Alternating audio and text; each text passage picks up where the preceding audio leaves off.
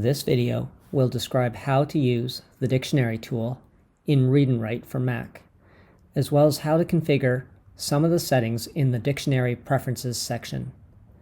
The dictionary icon can be found on the Reading, Writing, and Research toolbars. In this example, the Reading toolbar is shown. Look up the meaning of a word by clicking the word followed by the dictionary icon. In this example, the word is not found in the default library, which is the most basic.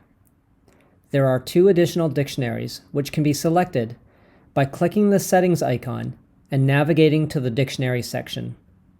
The first option is to look up the word online by checking the box next to the text marked Use Web Dictionary. An internet connection is required to use this option. This option will provide the best results. Educational. ed.middle.u.middle.com. Educational. The second option is to check the box next to the text marked Use Advanced Dictionary. We will also uncheck the Web Dictionary option. This option does not require an internet connection. Click on the desired definition and then the play button to have the definition read aloud.